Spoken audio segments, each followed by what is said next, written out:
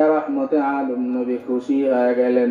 আল্লাহ ডাক দিয়ে বলে, ও বন্ধু, আমি তো আর একটা জিনিস বানাইছি, সেইটা কি দেখবা না? আল্লাহ তাবারাক ওয়া তাআলার নবী বলে, মালিক, ওই জিনিস না দেখলে কি হয় না? আল্লাহ ডাক দিয়ে বলে, ও পয়গম্বর, আপনার এত উপরে উঠে সম্মানিত করিয়া দুইটা জিনিস আমি আল্লাহ দেখাইতে চাই, যাতে করে স্বচক্ষে দেখিয়া দুনিয়ায় আপনার উম্মতদেরকে ভয় দেখাবেন। আল্লাহর নবী সাল্লাল্লাহু আলাইহি ওয়াসাল্লাম জাহান্নামের ভিতরে ঢুকিয়া সর্বপ্রথম নারীদের আড্ডা দেখছেন। এক এক সূরতে নারীদের শাস্তি দিয়া মাওলা ঝুলায়া রাখছেন। আল্লাহ তাবারাক ওয়া তাআলার নবী দেখিয়া সহ্য করতে পারে নাই। চলে আসবে যখন আসার সময় রব্বে কারীম 50 ওয়াক্ত নামাজ দিয়া দিলেন। মুসা কালিমুল্লাহ ডাক দিয়ে বলে, ও ভাই মুহাম্মদ, দুনিয়ায় আমার উম্মতের 2 রাকাত নামাজ ছিল, তাই পড়ে নাই।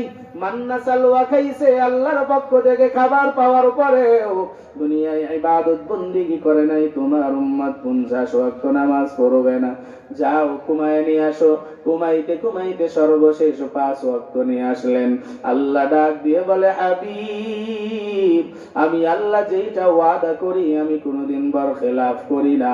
আপনার কোন উম্মত যদি 5 ওয়াক্ত নামাজ পাবন্দির সহিত আদায় করে, আমি আল্লাহ ওয়াদা দিয়া দিলাম প্রতিদিন আমলনামায় 50 ওয়াক্ত নামাজের সওয়াব দিয়া দিব। বলেন সুবহানাল্লাহ।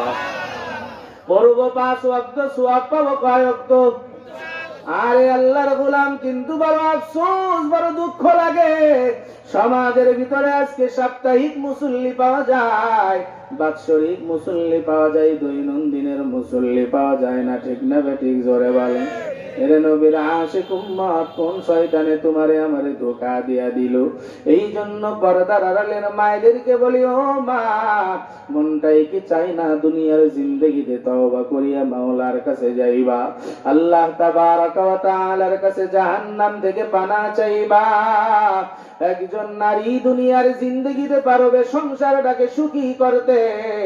একজন নারী যদি দুনিয়ার জিন্দেগিতে একটু কঠোর হয়ে যায়, স্বামীর ভালোবাসার হৃদ্রতা মুহাব্বত নিয়ে যদি বোঝায় মসজিদে পাঠাইতে পারে, বালেগ সন্তান হয়ে গেছে, দুনিয়ার জিন্দেগিতে নামাজের জন্য যদি একটু মেহনত করিয়া নেয়, মুহাদ্দিসিন ইকরামগণ বলেন, ঘরের নারী যদি একটু সচেতন হয়, তাহলে তার বালেগ সন্তান, তার স্বামী, তার মেয়ে, আপনজন সবাই দিনদার হবে। কেমন করিয়া করবারে মা?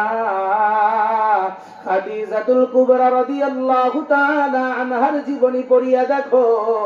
উম্মাহাতুল মুমিনিন খাদিজাতুল কুবরা রাদিয়াল্লাহু আনহা